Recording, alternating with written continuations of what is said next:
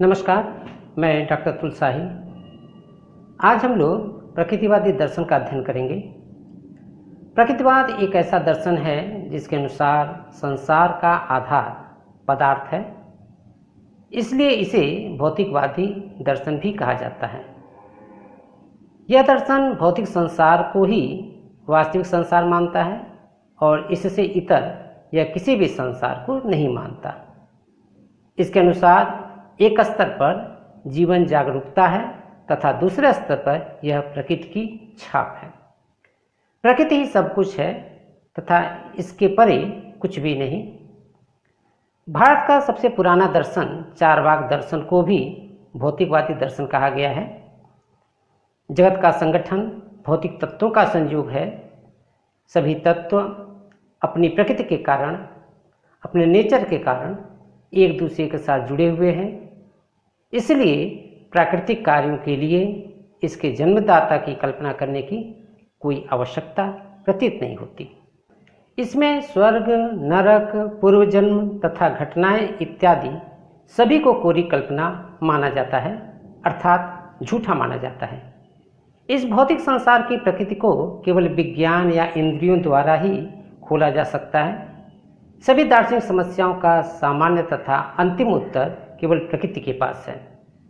अंतिम सत्य पदार्थ है, न कि आध्यात्मिकता। ऐसा प्रकृतिवादी दार्शनिक मानते हैं। अरस्तु सबसे पहला प्रकृतिवादी विचारक था। अन्य दार्शनिक Comte, Darwin, Herbert Spencer, Bacon, Bernard Shaw, Locke तथा कार्ल मार्क्स इत्यादि इसके समर्थक हैं। परंतु इस दर्शन के विकास के लिए रूसों का योगदान सबसे महत्वपूर्ण है।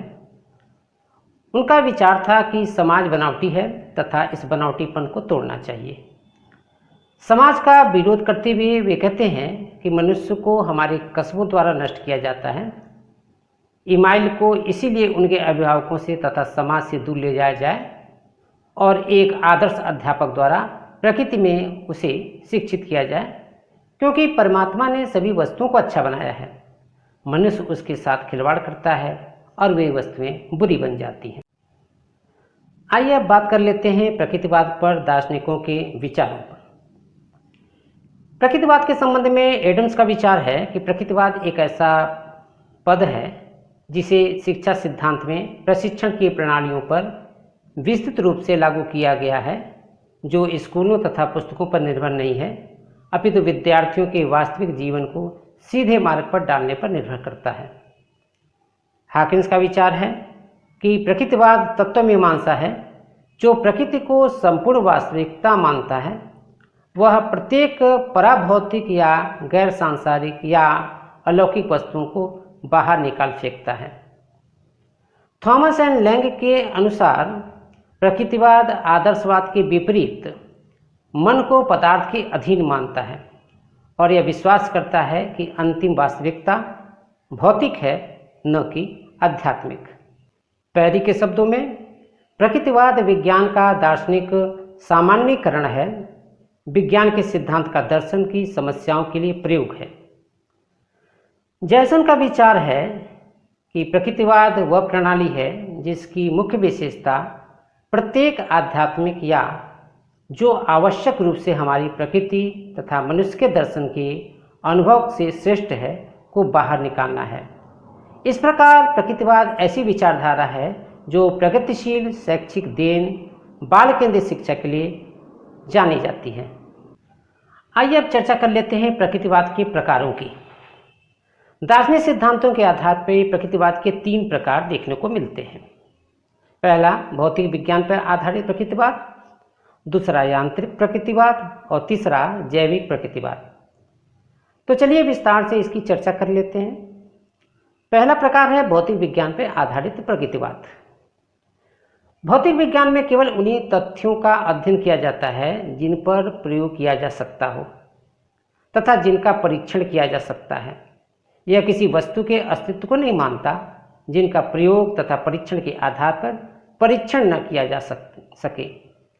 जी.एस. मिल कारण एवं प्रभाव को प्राकृतिक घटना मानते हैं। ये घटनाएं क्रम में एक के बाद दूसरी घटित होती हैं। प्रकृति निर्जीव है, तथा ऊर्जा इसका आधारभूत तत्व है। इसका विकास संभव नहीं है। इस प्रकार का प्रकृतिवाद चेतना को कोई विशेष महत्ता प्रदान नहीं करता। दूसरा प्रकार है यंत्रवादी प्रकृतिवाद। प्रकृतिवादी विचारधारा का यह रूप मनुष्य को एक यंत्र मानता है। जिस प्रकार यंत्र स्वयं कार्य नहीं कर सकता, उसका संचालन करना होता है, उसी प्रकार मनुष्य भी पूर्ण रूप से बाह्य प्रभाव द्वारा संचालित होता है। यह मनुष्य के चेतन तत्व की सत्ता को स्वीकार नहीं करता। इसके अनुसार संपूर्ण संसार भी एक प्राण विहीन यंत्र है, जिसका निर्माण पदार्थ तथा गति से मिलकर हुआ है और कोई उद्देश्य, प्रयोजन तथा आध्यात्मिक शक्ति इसके पीछे कार्य नहीं कर रही है। यंत्रवादियों ने मनोविज्ञान में व्यवहारवाद को जन्म दिया, जिसके अनुसार प्रत्येक बालक कुछ सहज क्रियाओं को लेकर उत्पन्न होता है और जब यह सहज क्रियाएं बाहरी पर्यावरण के संपर्क में आती हैं, तब संबद्ध सहज क्रियाओं की रचना होती है, जिसके आधार पर व्यक्ति प्रत्येक कार्य करता है। इस प्रकार व्यवहारवाद पशु और मानव क्रियाओं में कोई भेद नहीं मानता, परंतु यह विचार सर्वग्राह्य नहीं है, क्योंकि मनुष्य केवल यांत्रिक ही नहीं अपितु उसमें परिस्थितियों पर विजय प्राप्त करने की क्षमता भी होती है। तीसरा प्रकार है जैविक प्रकृतिवाद। प्रकृतिवादी विचारधारा का यह रूप विकास सिद्धांत में आस्था रखता है। विकास सिद्धांत के अनुसार जीवों के विकास का एक क्रम होता है। इसके अनुसार साधारण जातियों से पौधों, पौधों से जीव जंतुओं, जीव जंतुओं से पशुओं और पशुओं से मनुष्य का निर्माण हुआ है। इस विचारधारा के समर्थक मनुष्य और पशुओं में समानता नैसर्गिक स्वभाव का कारण मानते हैं। जैविक प्रकृतिवाद डार्विन के विकासवाद के सिद्धांत पर आधारित है। डार्विन के विकासवाद के दो सिद्धांत हैं। पहला जीवन के लिए संघर्ष और दूसरा समर्थ का अस्तित्व। प्रत्येक प्राणी जीवित रहना चाहता है। जीवित रहने के लिए उसे निरंतर संघर्ष करना पड़ता है और संघर्ष में वही व्यक्ति जीवित रहता है जो समर्थवान होता है।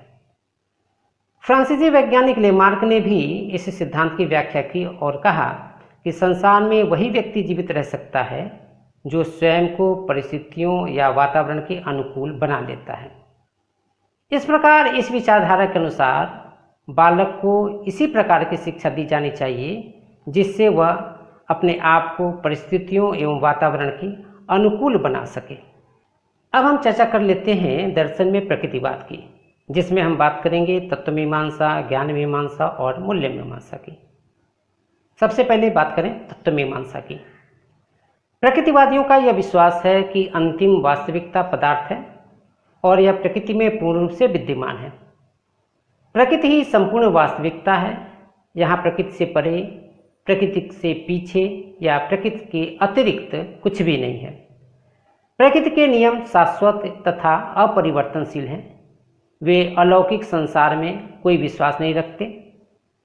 मनुष्य स्वयं में पदार्थ है और उसका मन उसके मस्तिष्क की क्रियाओं का परिणाम है। वही सब कुछ है जो कुछ भी इंद्रियों द्वारा अनुभूत करता है या अनुभव करता है, वही वास्तविक भी है। सत्य वातावरण तथा परिस्थितियों का परिणाम है और इसीलिए सापेक्ष भी है। सभी दार्शनिक समस्याओं का अंतिम एवं सामान्य उत्तर प्रकृति में ही विद्यमान है।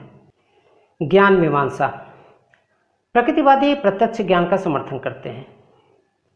वे इंद्रियों तथा अनुभव के माध्यम से ज्ञान की प्राप्ति पर बल देते हैं। ये ज्ञानेंद्रियां ही हैं जिनके माध्यम से हमारा मस्तिष्क बाह्य संसार से संबंध स्थापित करता है। प्रकृतिवादी व्यक्ति को प्राथमिक स्थान देते हैं और समाज को द्वितीयक स्थान देते हैं। जन्म से मनुष्य अच्छा होता है। परमात्मा ने सबको अच्छा बनाया है, परंतु समाज के संपर्क में आने पर या मनुष्यों के संपर्क में आने पर वे बुरे बन जाते हैं, ऐसा प्रकृतिवादी मानते हैं। प्रकृतिवादियों का यह भी मानना है कि प्रकृति के अनुसार विज्ञान ज्ञान का महत्वपूर्ण स्रोत है, क्योंकि वह बाह्य जगत से संबंधित है। अब हम चर्चा कर लेते हैं मूल्य मीमांसा की। प्रकृतिवाद प्रकृति के सौंदर्यात्मक मूल्यों पर बल देता है। प्रकृति में मूल्य निवास करते हैं, इसमें बाह्य, शाश्वत तथा अंतिम मूल्य नाम की कोई चीज नहीं होती। प्रकृतिवादियों का विचार है कि जीवन के मूल्य जीवन की आवश्यकताओं एवं परिस्थितियों से उत्पन्न होते हैं, इसीलिए मूल्य सापेक्ष तथा परिवर्तनशील होते हैं। प्रकृतिवाद यह भी मानता है कि नैतिकता भी सापेक्ष है। वह क्रिया जो खुशी प्रदान करे नैतिक है और खुशी अथवा प्रसन्नता ही नैतिकता का आधार है। रूसों के शब्दों में मनुष्य स्वतंत्र पैदा होता है, परंतु वह हर जगह जंजीरों में जकड़ा होता है। अतः प्रकृतिवादी यह मानते हैं कि प्रकृति के अनुसार रहना ही सबसे उत्तम प्रकार का जीवन है। प्रकृति का अनुगमन करो, यही उनका नारा है। हमसे जुड़े रहने के लिए हमारे YouTube चैनल को सब्सक्राइब करें और नई वीडियो की नोटिफिकेशन के लिए बेल आइकॉन को दबाएं।